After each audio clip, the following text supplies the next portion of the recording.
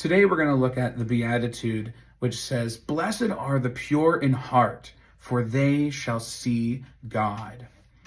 And I think what's interesting about this Beatitude is at first glance, it's not really clear or obvious what the connection is between these two.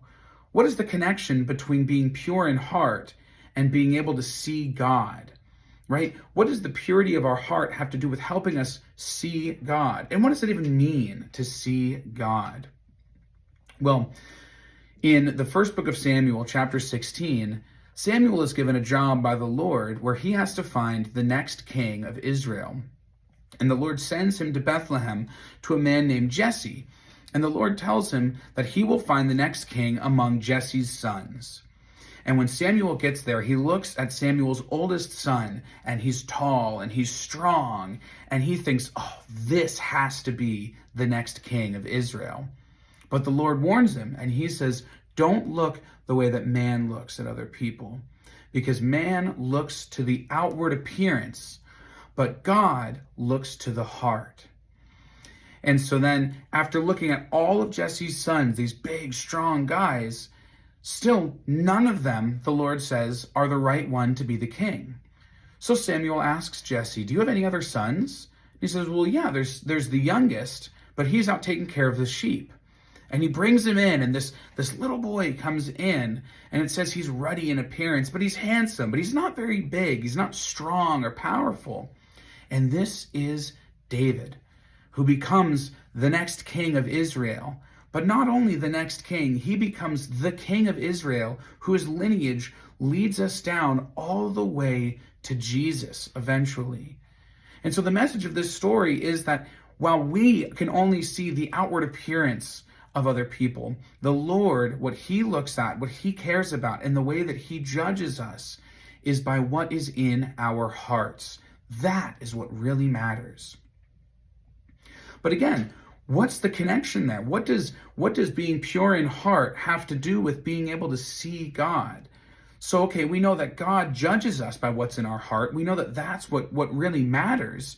But how does that help us see God in our lives? Well, in the teachings of the new church, we're told that seeing God represents faith. So another way of looking at this is to say that when we are pure in heart, when our heart is in the right place, we will be able to have a true, genuine faith in the Lord. But how does this all work? So for that, I want to share with you guys a passage from the work, The Doctrine of Faith. And this passage talks about the connection between faith, which is what seeing God represents, and charity, which has to do with what's in our hearts. This comes from the Doctrine of Faith, number 13. It says, an internal acknowledgement of truth, which is faith, cannot exist with any but those who are in charity. It was stated above what faith is. Here it will be explained what charity is.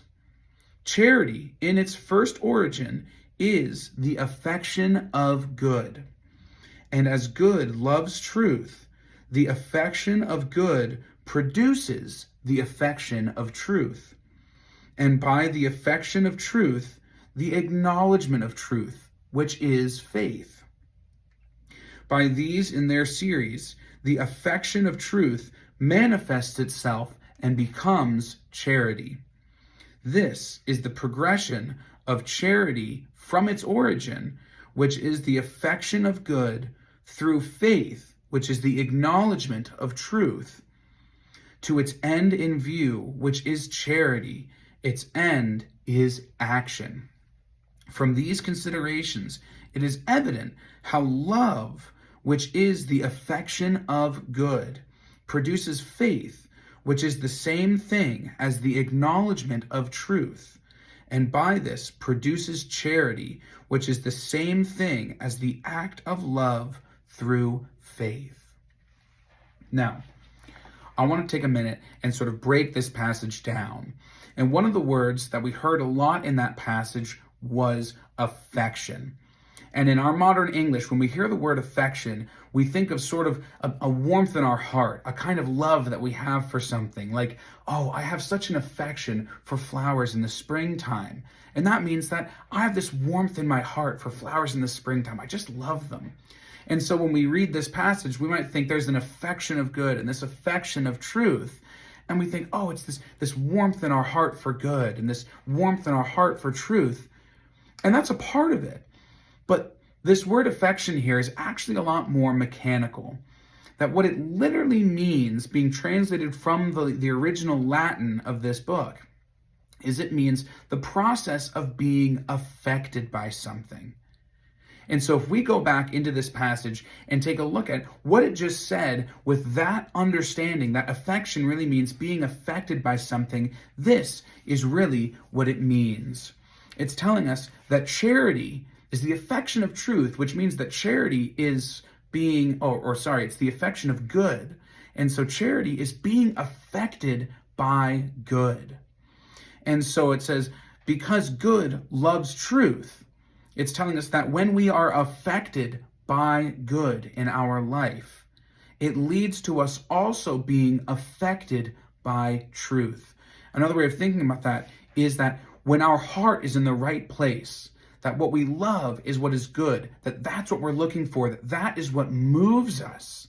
When goodness is what moves our heart, then when we come across ideas that are true, when we come across ideas that help lead us to goodness, that help lead us to doing good in our lives and experiencing good in our lives, then those ideas are going to resonate with us, or we will be affected by those ideas. And when we are affected by them and they resonate with us based on our experience, then we will say, oh yeah, that idea makes sense and I believe it. And at the very beginning of this work, the Doctrine of Faith, it explains that that is what faith really is. It starts out, the very beginning of this book, the first 2 numbers of this book say that we often think that faith is what comes in when we don't understand something. You know, that well, if we can't understand the way something works, that's where faith comes in, that we just sort of have this trust that it's true. But the reality is that, you know, this idea brings with it this notion that faith is kind of a choice, right? That what we believe is something we can just choose to believe, that we just have to choose to agree with the things that we're taught. But if you really think about it, we don't actually get to choose what we believe, do we? I mean, to an extent we can, but if I were to come in here and tell you that the sky is green, and I were to preach you a sermon about the sky being green and tell you that the Lord says the sky is green and you have to accept that and believe that the sky is green, you might say, well, okay, if the Lord says it, then it must be true. But then what would happen? You'd walk outside and you'd look up and you would say, that sky still looks pretty blue to me. You know, you can't decide whether an argument is convincing for you or not. And this is the key point.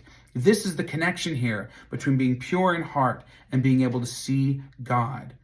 Because when we are pure in heart, when our heart is in the right place, when we are looking towards goodness, when our goal is to love our neighbor and do what is right, when that's what we really want, then when we find teachings that when we test them out, they work and they help us love our neighbor effectively and they help us feel that love in return, then we will say these teachings are true. They make sense. I've seen them in my life. They resonate with me.